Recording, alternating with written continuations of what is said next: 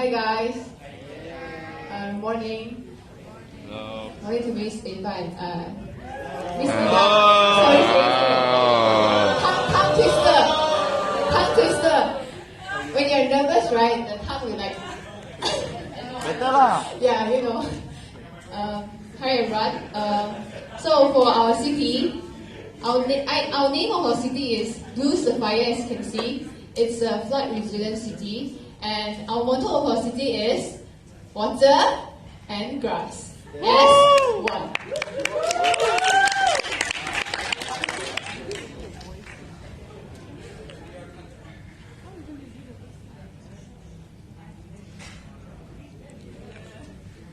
Okay, let's start off with our aim of the city. Live, learn, and love. For the people to live and work in harmony with the nature using natural disaster to help enhance the city. Learn, educate the people to use the technology to create a flood resilient city as our city is a flood resilient city. And learn and love, appreciating the surrounding and celebrating the diversity of life. For our location, our city is located at the east coast of Malaysia, where it's on top of Kelantan. Yeah. Okay, and for history, why Blue Sapphire? In the year of 2005, it was named as the Sapphire City before, when 2 million people suffered loss due to floods. And then the Sapphireans, had suffered so many loss that families and friends lost their homes and their belongings. The Sapphire City faced impotency recession due to several financial loss. The City Council then come up with a solution that we, as a city, we need to have a flood resilient city in order to have a better city. So after that, our city will be called Blue Sapphire City, as water will be our usage of the city. Yeah, we'll use the water as one. So for people, we have a multi-racial nation. We have multi-racial, yeah. Okay, hurricane. Our top head of the city is our mayor, coming down to city council, and then we're branching out to 5 branches: management department, public service department, city planning panel, infrastructure department, and the treasury. Okay, our population. Our city can take up to approximately 100,000 people. And yeah, moving on to our management. I'll pass the time to Lizzie. Okay, so good morning everyone.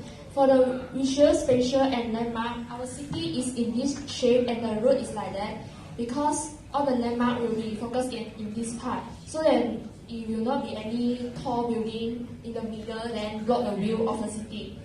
And when there is a flood here, everyone can look down the city and see the condition of the flood. So for the water and waste management, this is the path of the waste management. They will transfer and channel to the water treatment plant, and the organic substance will go to an incinerator to be burned using high temperature.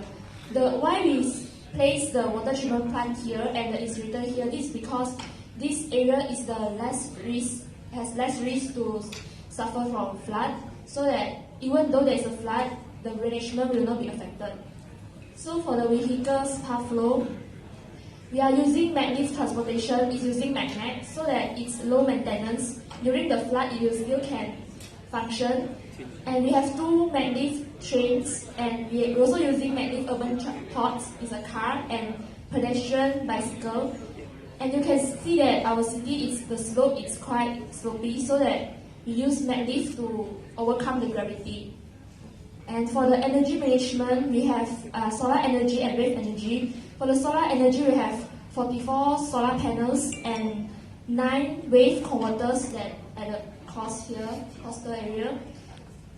And these two kind of energy management will not be affected during the flood. And I'll pass it to Luke. Hello, I'm Hao Yong. For information, Luke Cyber City is a flood resilient city. So we have 5 zoning. For the first zone, the first zone has the potential for flooding. So the first zone is the residential area. So the spatial development in Zone 1 is turf wall, water walkway, and motor wall. So for the turf wall on the rooftop of the residential area. So the turf wall absorbs the water so that it has a better water runoff. So for the turf wall, the thickness of the turf wall is 1 meter, and the length of the turf wall is 200 meter, and the width is 50 meter. And for the water walkway, so the concept and the principle of the Blue Sapphire water walkway is like this. When there is a heavy downpour, so the water in the river will rise. But when the water level is exit the river, the water will not flooding the city, but instead will go inside the man-made water walkway. So this prevent the flooding. Next is the immortal wall. So the immortal wall is actually a wall that's surrounding the city, which we call is wall of protection. It's composed of the steel and the concrete. The benefit of the immortal wall is it is able to dissipate large impact from the earthquake as well, and it has high stiffness and limiting wind drift. Okay, let's take a look at the Zone 2. So the Zone 2 has flooding is likely to happen. So the spatial development in Zone 2 is the flat pack mobile building. So the flat pack mobile building is actually a structure that allows seal buoyancy compartment. And these buildings are free to move or to be moved in case of by high volume flood water. So the house will lift off and then lift off the ground and float until the flood water is outside. So the special filtering system also shock. So the building will float until 3 meters.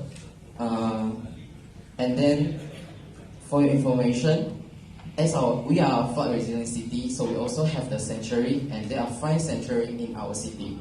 So the sanctuary is actually a place that provides daily necessity for the flood victim. So it provides up to 2 weeks or 3 weeks the necessity. And then let's take a look at the Zone 3. Zone 3 is the commercial area, this one. So for the Zone 3, the flooding is more likely to happen. So the spatial development is the building on stone with freeboard. So this is the freeboard, the structure of the freeboard. So the freeboard is actually elevating a building lowest floor above predicted floor. So elevating a home by a few meters is based on our research. It will elevating a home 10 feet, which is around 3 meters, and then significantly decrease the chances of the home will be damaged by the floods. Okay, Zone 4. Zone 4 is a flooding is likely, and there may be a fast-moving water as well. So let's take a look at Zone 4. Zone 4 is the business area. So we have flood barrier in business building. So the flood barrier may be placed temporarily or permanently at individual building or at a building entrance to keep the flood water from entering those buildings. So in short, flood barrier is the blocking of the flood water. Okay, the last zone is Zone 5. Zone 5 is flooding is very likely to happen. Zone 5 we have where the Sapphire Square located. Zone 5 we have rain garden. The rain garden are increased in Zone 5 which harvest pure rainwater. So the plant that depends more light and air is like, for example, we use Annabella hydrate G. So more easy, this one rain garden is the water catchment area. Okay, yeah, that's all. Thank you.